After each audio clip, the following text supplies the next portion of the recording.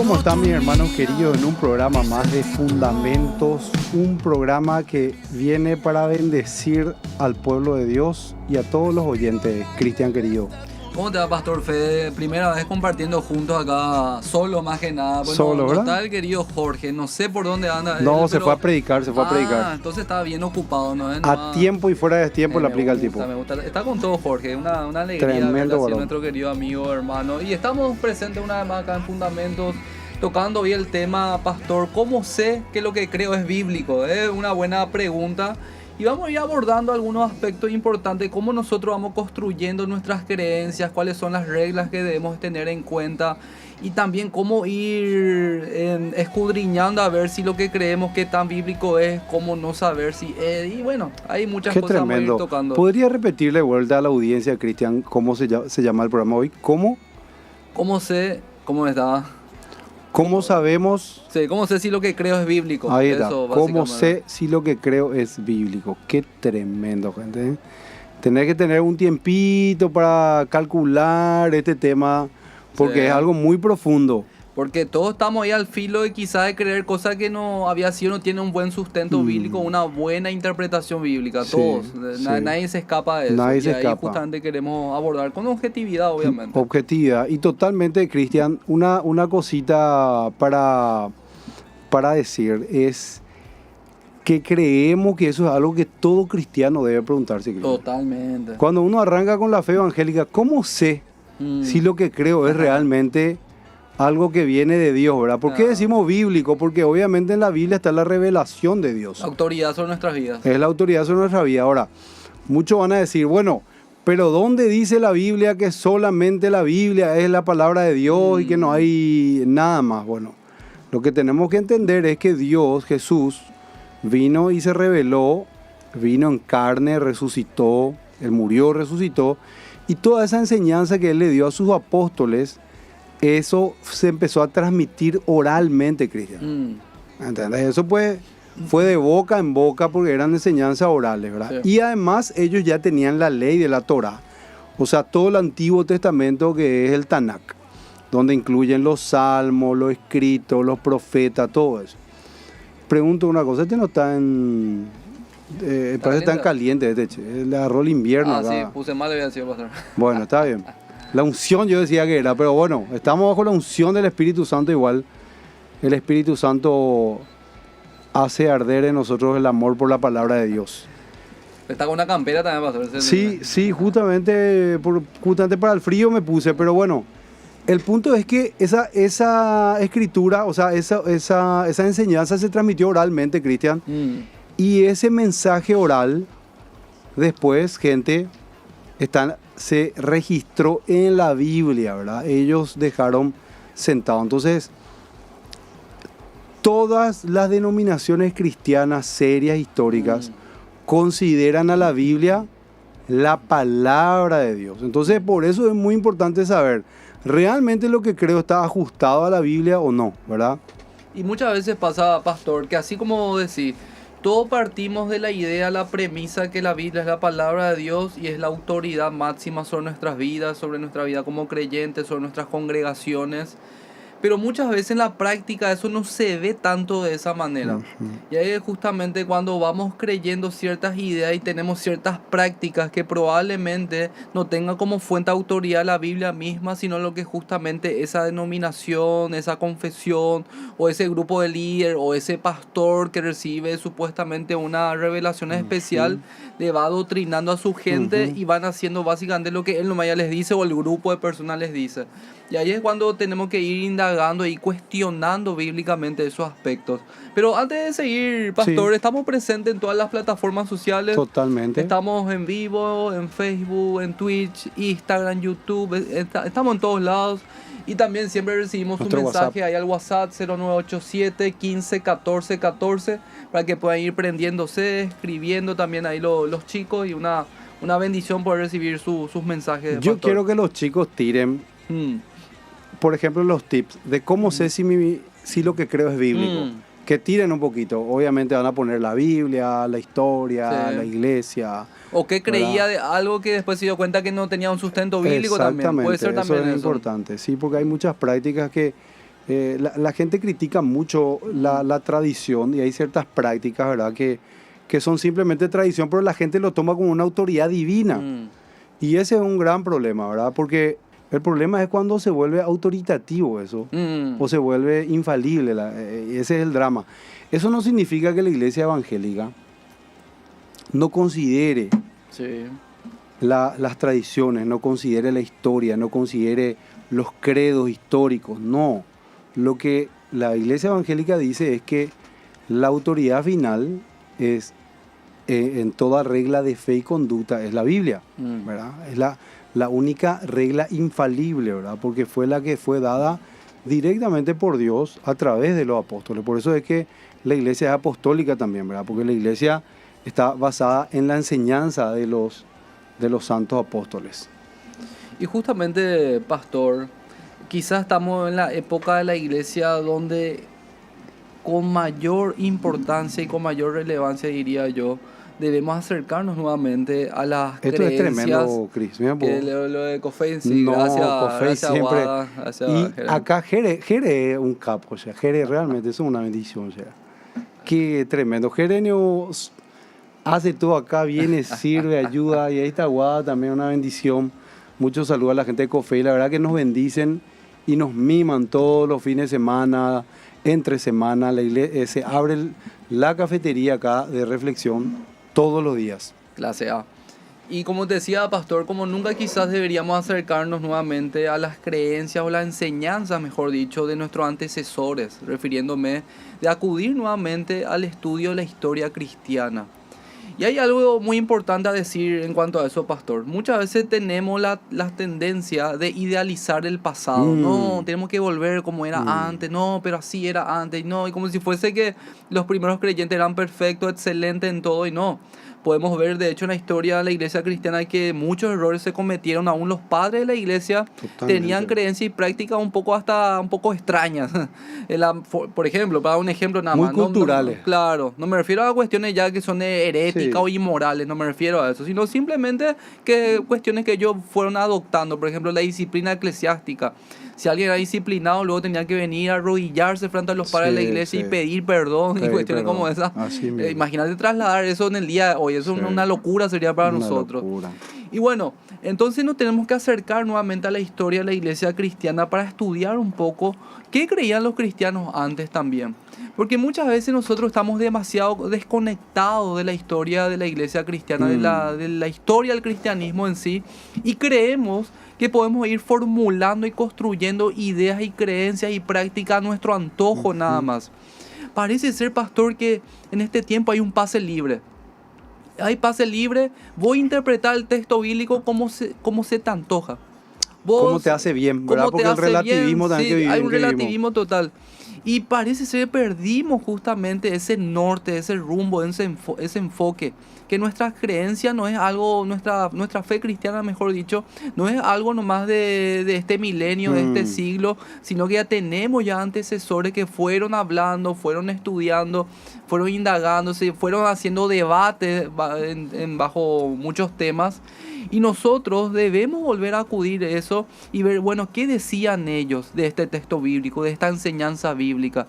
Y conforme a eso sirve, no es que cumple un factor determinante, pero sí tiene un factor de mucho peso y mucha importancia justamente para contrarrestar quizás ideas que pueden surgir más por cuestiones de la moda de ahora, por cuestiones culturales también, ¿verdad? Muchas veces. Y siempre pasó eso también, como el cristianismo en cierta etapa.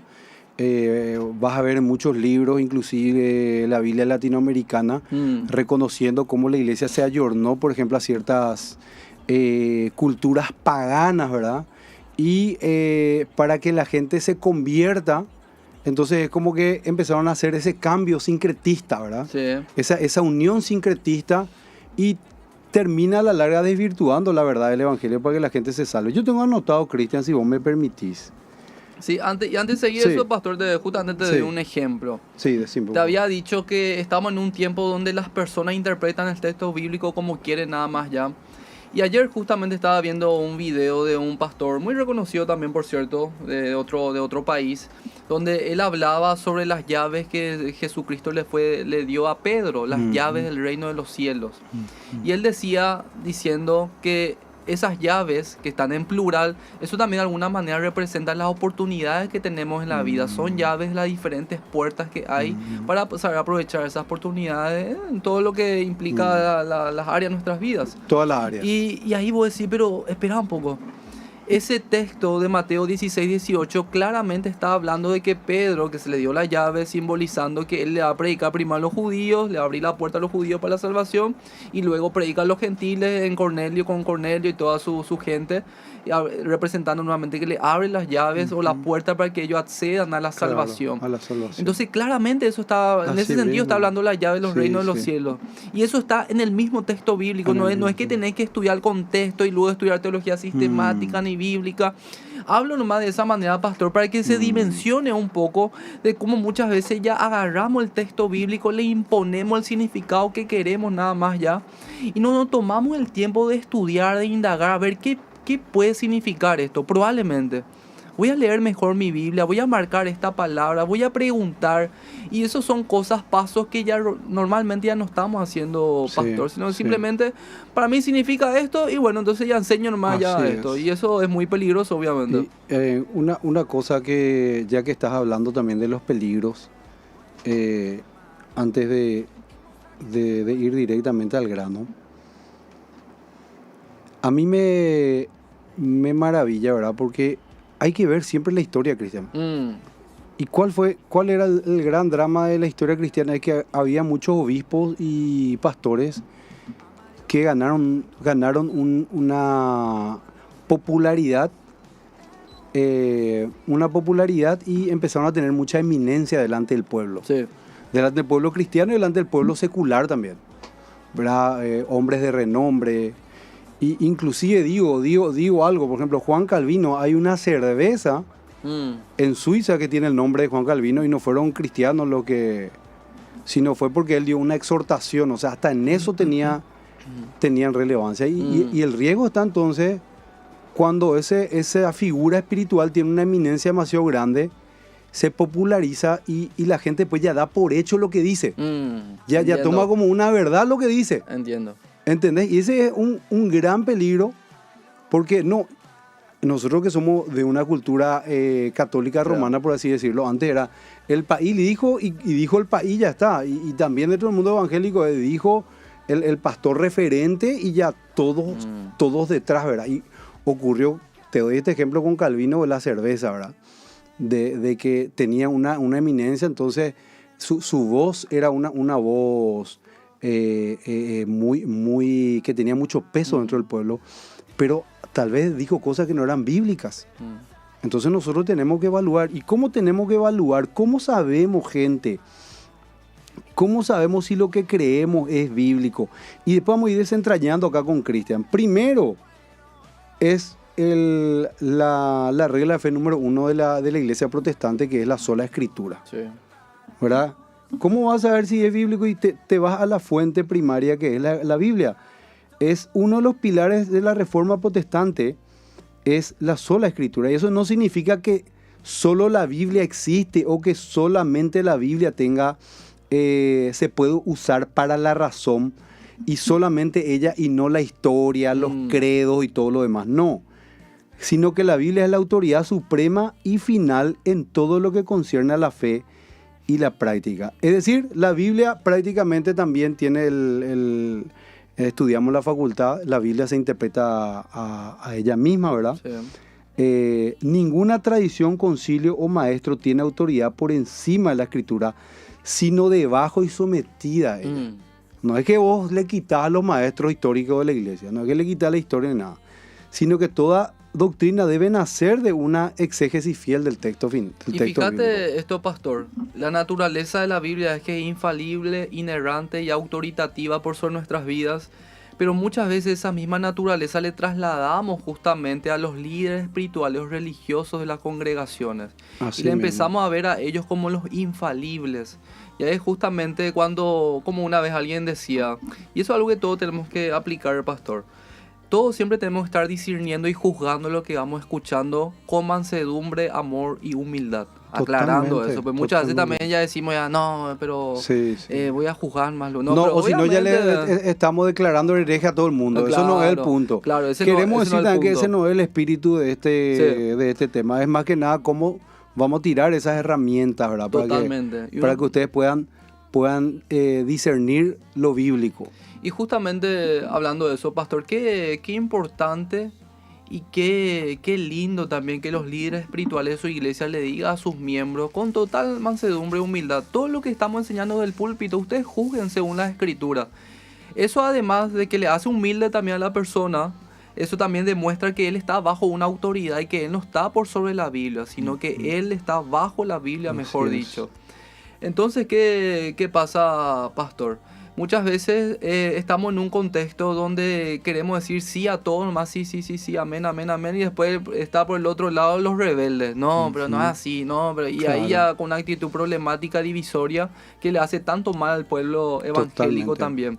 Pero como decía alguien, nosotros tenemos una perilla que es el del discernimiento. Y esa perilla no se puede apagar en ningún momento. Nosotros siempre que vamos escuchando algo vamos pensando, este sí, este no, este puede ser, esto no sé.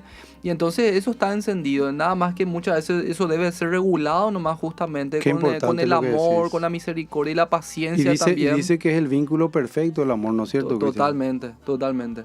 Y entonces, pastor, qué importante, ya entendiendo que la Biblia es la fuente de la autoridad, es necesario entonces conocer las reglas hermenéuticas. Ese es el La segundo. hermenéutica es justamente la ciencia de la interpretación bíblica en este caso, que nos provee las reglas para entender cómo interpretar cada género literario. Ahí está. Y muchas veces por nuestra ignorancia nosotros interpretamos toda la Biblia, los 66 libros, bajo unos mismos lentes y bajo unas mismas reglas nada más. Ujú. Pero tenemos que saber que la Biblia contiene diferentes géneros literarios y nosotros una misma regla queremos imponerle a cada género. Así es. Yo no puedo interpretar los libros históricos de la misma forma que una parábola. Totalmente. Una parábola no puedo interpretar igualmente como lo haría con un libro de sabiduría o como Apocalipsis y así viceversa. Un y etcétera. sapiencial, Y ahí está. que es el sabiduría. Porque nuevamente cada género tiene sus reglas.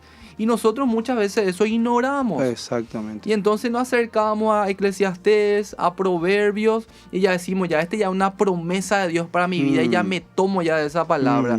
Y muchas veces mal utilizamos eso. Sí, Esa y después es la nos realidad. enojamos con Dios.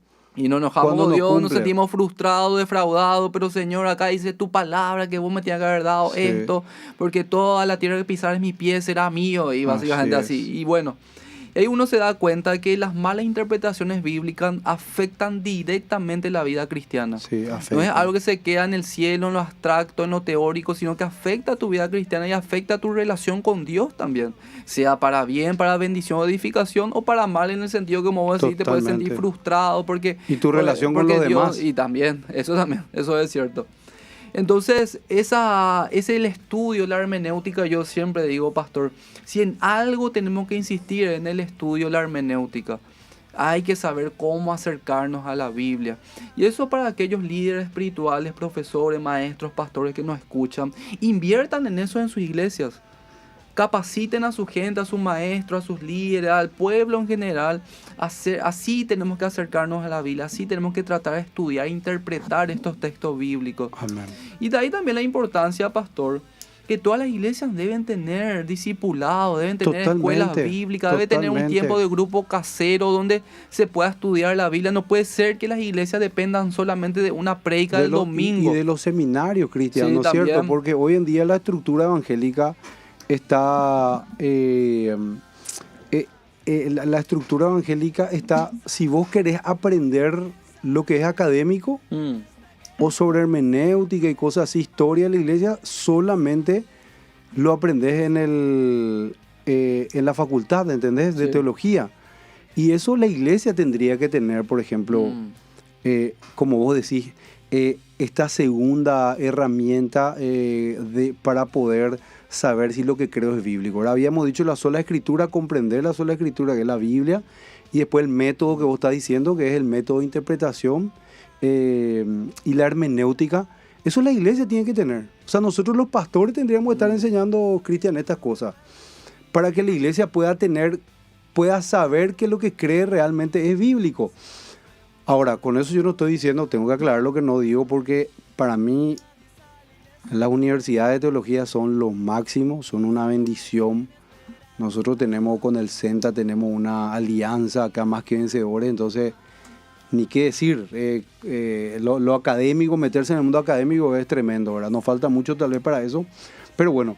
Y todo Cristian. todo pastor en nuestras iglesias, diferentes iglesias que nos escuchan también, todo que más que menos tenemos a una o dos personas como mínimo que sí está interesado, y no solamente está interesado, sino que se nota que sobresale también el conocimiento teológico o en la reflexión teológica o en la reflexión bíblica. Y ahí yo también siempre digo que los líderes de la iglesia, los pastores, deben saber identificar quiénes son esas personas, justamente para instruirles, para acercarles más hacia el liderazgo de la iglesia, y que sepan utilizar su don para justamente ayudar a los demás hermanos de la iglesia, y que estas mismas personas pueden ser las que luego le enseñan a la iglesia: mira, hermano, así es el estudio bíblico, así podemos interpretar los textos bíblicos. Pero muchas veces también, por muchos motivos y muchos factores, obviamente, lastimosamente, como que hay un distanciamiento entre el teólogo, entre comillas. Sí, no, pero sí. yo estoy más por el aspecto espiritual de la iglesia, él más por la parte intelectual. Claro, no. yo el y ahí corazón y yo tal cosa. Y ahí empezamos nuevamente a disociar una cosas que no deberíamos disociar. Polarizaciones, Sí, totalmente. Y ahí, en vez de disociarnos, deberíamos trabajar en equipo de manera conjunta. Totalmente. Porque otra vez, todo pues lo hacemos con el fin de ¿qué? De edificar el cuerpo de Cristo. Entonces, ¿qué pasa, pastor? Entonces debemos dejar de tener miedo también a los términos teológicos, o no, ¿qué es lo que es hermenéutica? Eso luego exégesis, eso ya suena muy profundo. No, es que te van a decir en alguna iglesia que como hermenéutica viene del dios, la palabra viene del dios Hermes, que era el dios que tenía un ala ahí en el pie. Nunca escuché eso, y traía el mensaje. Él era el que traía el mensaje, ¿verdad? Los griegos pues tenían esa manera de ver. Y entonces te van a decir, ese espíritu de Grecia se está metiendo a la iglesia, te van a decir. ¿Entendés? Ya. Entonces le hacemos más caso a todo lo que es de Grecia y no la revelación directa que el Espíritu Santo me da, ¿verdad? Y sin embargo, más que nada lo que nosotros tomamos con la regla hermenéutica es una cuestión de aprender la conducta humana, porque el hombre a través del tiempo aprendió a usar los métodos para poder descifrar el espíritu del escritor. O sea, ¿qué quiso decir el escritor en ese escrito, ¿verdad? Porque la hermenéutica, eso es lo que prácticamente te ayuda. O sea, ¿qué realmente quiso decir el escritor? ¿Cuál era su contexto? Y todo eso, ¿verdad? Entonces, tenés que saber el género literario. Sí. Entonces, es eso. Es el nombre nomás que se le puso a nivel griego. Por ejemplo, el método aristotélico, que es un método que se usa mucho, es justamente en lo académico, porque es justamente llevar a prueba, criticar las cosas, o sea, ver un método crítico para ver si es correcto lo que vos estás diciendo. Pero eso nosotros vemos en la Biblia también, porque en la Biblia nos llama la palabra que nosotros podamos aprender, inclusive las hormigas, que podamos observar, que podamos ver. O sea, ese método inductivo nosotros ya vemos en la Biblia.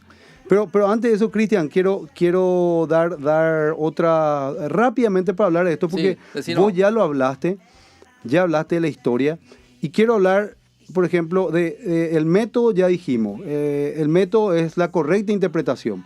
Para que vos puedas saber que lo que estás creyendo es bíblico, vos tenés que saber la sola escritura, el método, si tiene una correcta interpretación, y por lo general está la literal y gramatical, que se interpreta según el sentido natural de las palabras, reconociendo las figuras del lenguaje, como dijo Cristian, ¿verdad?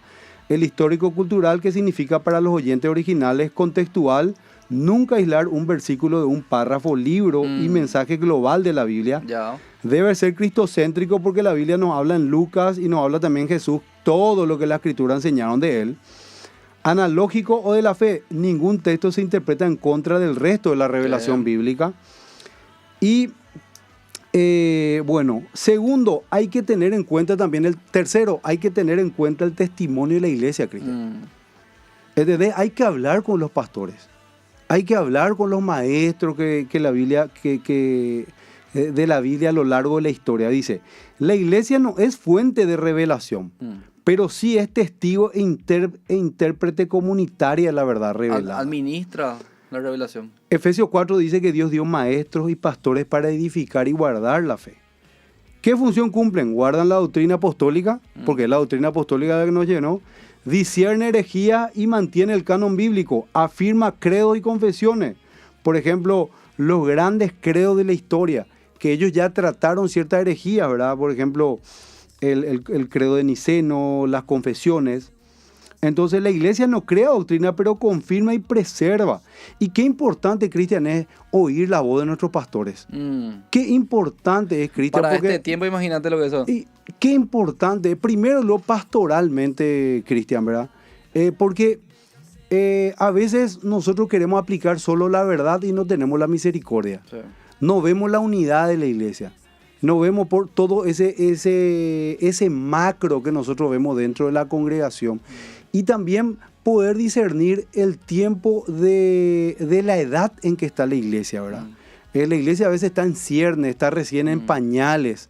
Entonces uno tiene que saber llevar a cabo. Es importante escuchar la voz de los pastores de todo el cuerpo de Cristo. No solamente nuestro pastor a nivel local, sino a nivel, ¿cómo se llama?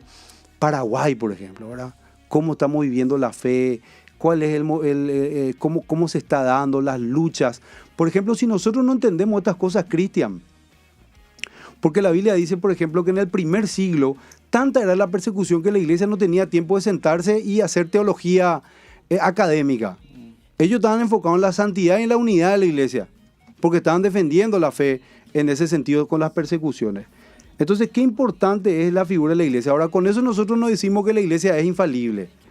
Como otras denominaciones van a decir, no, el magisterio de la iglesia es infalible y si dice algo ya nunca se equivoca. Y no es así.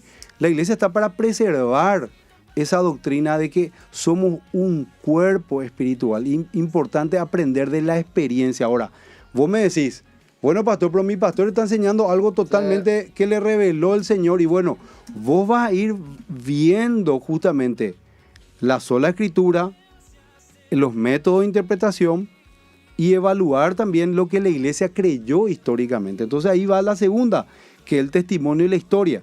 La historia de la iglesia muestra cómo los creyentes a lo largo de los siglos entendieron la escritura. Esto no garantiza infalibilidad, pero nos da un punto de referencia. Por ejemplo, si una doctrina nueva contradice 2000 años de consenso bíblico, entonces tenés que llamar la atención. Es algo que se está creyendo ahora nomás. Entonces, por ejemplo, la Trinidad no fue inventada en el siglo IV. No fue formulada a partir de una imposición supuestamente de la iglesia para imponer la deidad de Cristo. No, históricamente, arqueológicamente, martirio, y vos tenés una remera ¿cómo se llama? Amenón, ¿cómo se llama el que le adoraba a su Dios y se burlaban? Alexamenos, un cuadro. Alexamenos.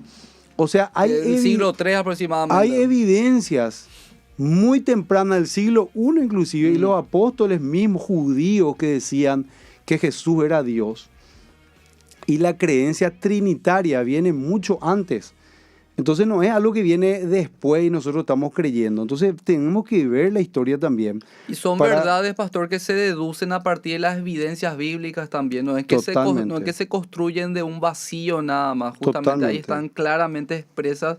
Y ahí es cuando se formulan justamente los conceptos teológicos. Ahí es cuando se construyen las categorías teológicas. Así es. A partir de las evidencias bíblicas que se encuentran de un tema X. En este caso es la Trinidad.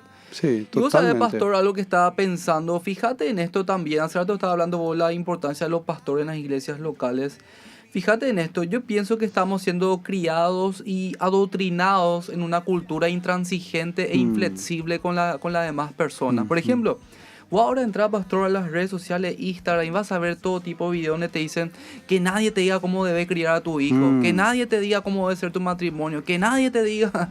Y obviamente eso puede tener su lado positivo, quizás en un punto, quizás. Pero definitivamente estamos siendo adoctrinados en que nadie se debe meter con nosotros. Y si en algo no me gusta, en algo me falla alguien, ya bueno, desechar nomás ya eso y seguir nomás para adelante. Y yo pienso que ese mismo pensamiento metemos en la iglesia. Por ejemplo, como bien estabas diciendo, en tu iglesia puede haber enseñanzas que quizás no proceden de una buena interpretación bíblica, pero no por eso lo vuelve una iglesia hereje. Totalmente. No por eso ya el pastor es un falso maestro, no. Muchas veces ahí tenemos que aplicar más las virtudes bíblicas antes que las enseñanzas culturales de este tiempo. ¿Y cuáles son esas virtudes bíblicas? La paciencia, la compasión, la misericordia, el acercarte a hablar con mansedumbre. Pero nosotros sí que ya somos demasiado intolerantes. Así mismo. Tan intolerantes que no le perdonamos una a nadie. A nadie, así mismo. Esta interpretación no fue tan sana ni tan bíblica y pum, desechado ya. No, esta ya hereje, pero casi hereje. Es cuestión de tiempo nomás ya. Más o menos así ya pensamos muchas veces la Así gente. mismo es. Y eso no es sano. Y de hecho No eso es se da sano. mucho, pastor, en la juventud. Por sobre todo los que somos jóvenes, pues se dice que somos más pasionales. Sí, claro. Todo es blanco-negro. Blanco, Todo es a negro. muerte nomás.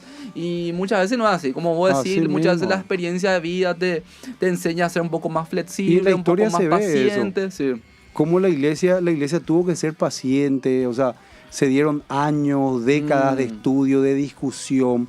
Y fíjense nomás, esto que está diciendo Cristian es tan importante porque Pablo, por ejemplo, dice que se iba y discutía en las sinagogas. Y nosotros cuando vemos esa palabra discutía, ¿qué pensamos? ¿Qué te viene a la mente, Cristian? Que no empezamos a decir de Sí. todo. No, pero dice, esa palabra discutir es usar argumentos racionales. Dice que miraban las escrituras y hacían...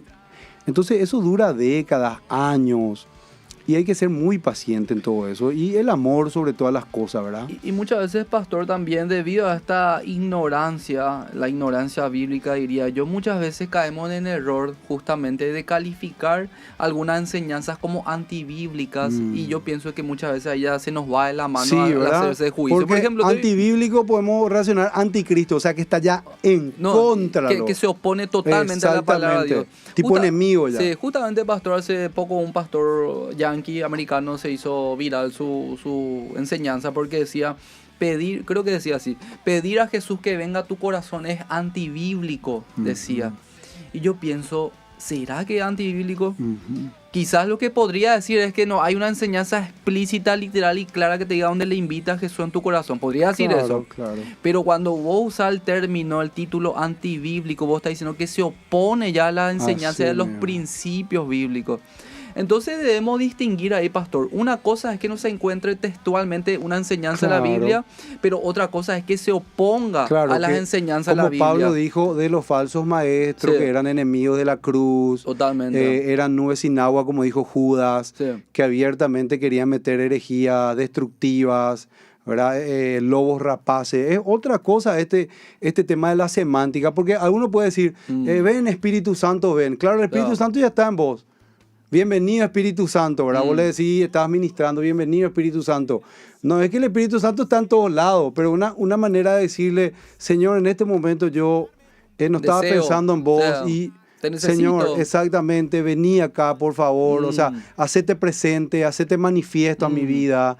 Y es más, cuando invocamos el nombre de Dios decimos Padre nuestro, ¿verdad? Él está en todos lados, ¿verdad? Pero en ese momento nosotros invocamos su nombre, entonces se entiende que es algo semántico, no porque hay algo que es antibíblico o algo que está en contra de una doctrina. Y además, pastor, muchas de nuestras creencias, muchas de nuestras prácticas necesariamente no es que tiene una enseñanza explícita y textual y literalmente en la Biblia.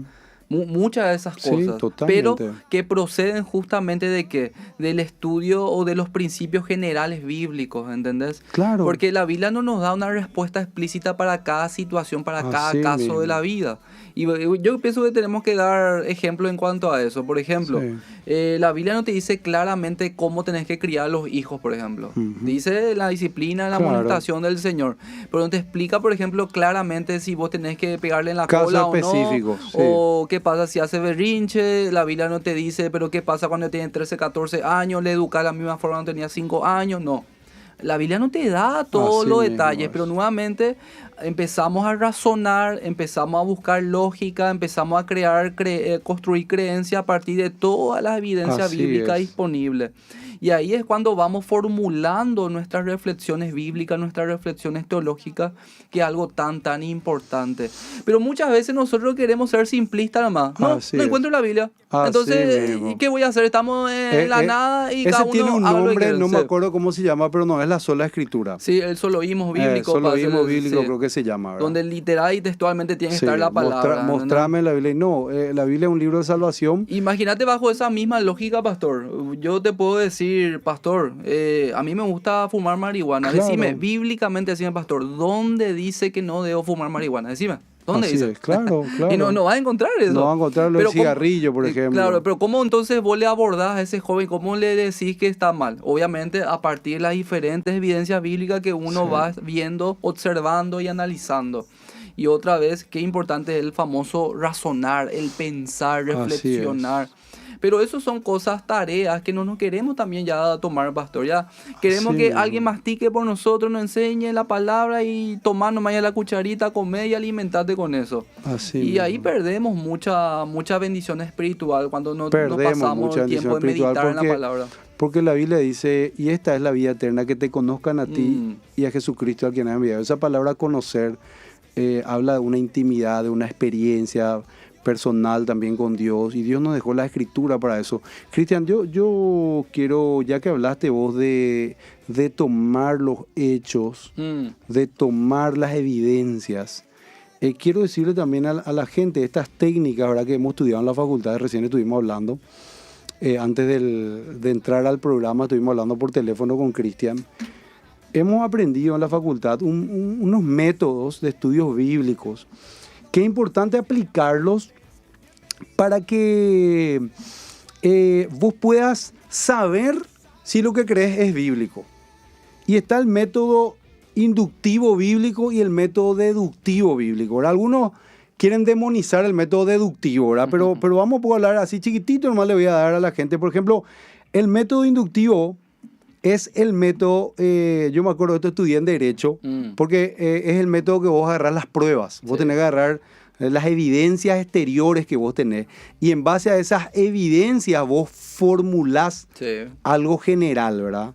Por ejemplo, cuando nosotros estábamos investigando en la fiscalía o como abogados, me acuerdo que teníamos que agarrar las evidencias. Y las evidencias no tenían que cumplir su cadena de custodia. Por ejemplo, las armas tenían que ser lacradas, si había un arma o algo contundente. Esas evidencias después las presentaban en el juicio oral y vos de esas evidencias hacías tu acusación. Y eso es lo mismo en los métodos inductivos bíblicos. Dice, es la observación del texto para llegar a una conclusión general o principio espiritual. Es decir, va de lo particular a lo general, no parte de una idea preconcebida, que es lo que generalmente hacemos. Le queremos forzar al texto a que diga algo. Yo voy a hablar del perdón. Entonces yo agarro y uso una porción del Antiguo Testamento donde un profeta o un rey fue perdonado en un tema específico. Y no evaluamos el contexto literario, no evaluamos la narrativa, no evaluamos las evidencias de lo que nosotros tenemos. Entonces ya preconcebimos ese hecho y le estamos forzando al texto a que hable del perdón.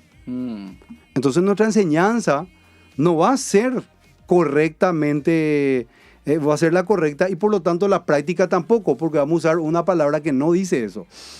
Entonces, en ese sentido, no, nosotros dejamos que el texto hable por sí mismo. Y ahí justamente, tomamos esa evidencia. Ahí justamente decía alguien, un famoso pastor, que ahí es cuando debemos ser leales al texto bíblico. Muchas veces pasa que uno está en una prédica, en un sermón, y por ejemplo, se lee todo el pasaje bíblico y luego ya empieza una prédica de 45 minutos a 1 hora. Y todo lo que dice el pastor está súper bien. Qué lindo, qué bendición, qué edificación. Pero el oyente común y corriente no entiende, pero ¿de dónde sacó él esa conclusión? ¿De dónde exactamente sacó esa idea? Sé que se encuentra en alguna parte del texto bíblico que leyó, pero ¿cómo él llega a razonar de esa manera para que todo digamos sí es cierto? Eso es lo que está enseñando Así el texto. mismo.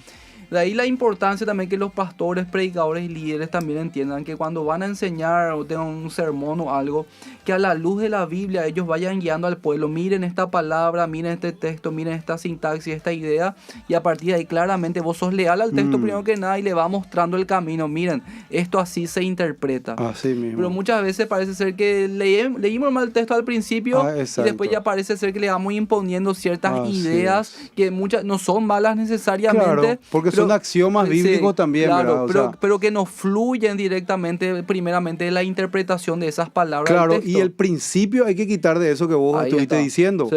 Porque a veces no quitamos los principios de eso, quitamos de otro lugar. Entonces, mira, dice, tenemos que preguntarnos, en el método inductivo, ¿qué dice el texto? Aquí se analiza todo lo que se ve directamente en el pasaje. Se observa, ¿verdad? ¿Quién habla? ¿A quién? ¿Cuándo? ¿Dónde? Palabras repetidas, contraste, causa y efecto. Se analiza el género literario. Es una poesía, es narrativa, es profecía. Por ejemplo, Juan 3:16 dice, observamos que el motivo por el cual Cristo dio su vida, o sea, Dios le amó, es por el amor. Sí. ¿Verdad? Y ese amor es el cosmos, dice cosmos, dice. Entonces, no es el mundo redondo, ¿verdad? El globo terráqueo, es la humanidad, por ejemplo. Y ahí uno va quitando ciertas conclusiones. Y entonces, la interpretación es, ¿qué significa el texto? Hay que ver, por ejemplo, su sentido, el original, qué inspiró y cuál fue el espíritu, qué le motivó al escritor escribir esto. Entonces, eso tenemos que desentrañar.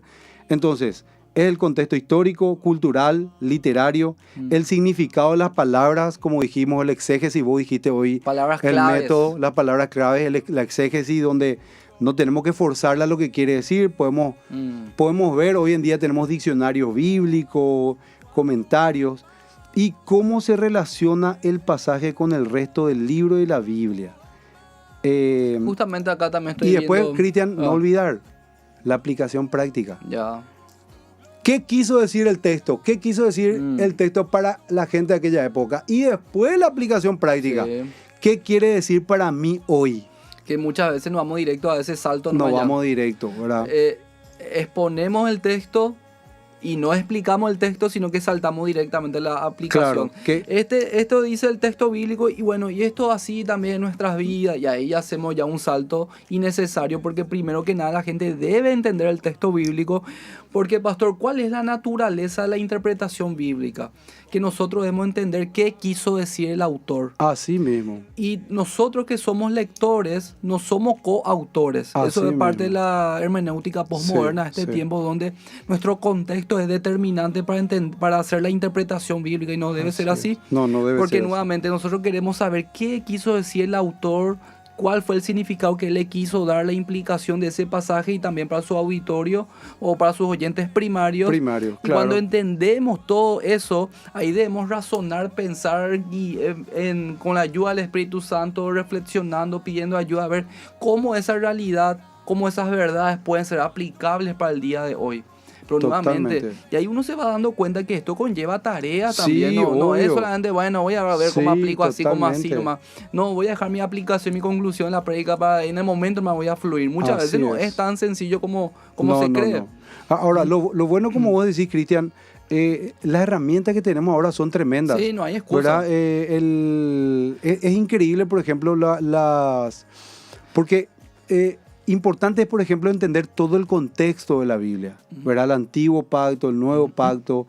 Y en eso, por ejemplo, nosotros podemos ver con esas versiones nuevas. A mí por eso me gusta la NTV, porque la NTV me ayuda a mí a mirar con ojos de pájaro, Sí. de arriba, mirar el contexto, para después poder entender las cosas particulares. Eso, por ejemplo, a mí me encanta. Entonces, tenemos que observar las cosas. ¿Qué dice?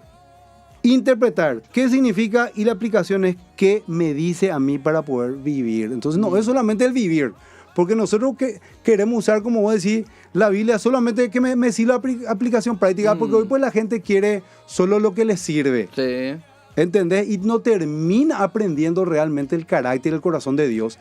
Y a la larga no vive conforme al corazón de Dios. Justamente ayer, pastor, tenía clase acá en la iglesia de la Escuela Bíblica, Fundamentos Doctrinales 1. Estamos estudiando sobre los atributos de Dios. Y bueno, ya ahí a punto de terminar la clase le pregunté de manera así capciosa sería el término. Bueno, ahora que estudiamos sobre los atributos de Dios, el Dios omnipotente, el Dios omnisciente, el que es amoroso, que Él es justo, recto y todo eso. Ahora, ¿en qué esto te edifica a vos? esa pregunta le dicen, ¿qué te edifica? Y se me quedaron ahí mirando. Bueno, muy teoría parecía para ellos. Y ahí alguien dijo y tenía toda la razón. Y esto edifica porque esto forma mi visión de Dios. Aleluya. Esto me da revelación. Cayó ahí un rema tremendo. No, y todos empezaban a llorar ahí. Tremendo. Aleluya.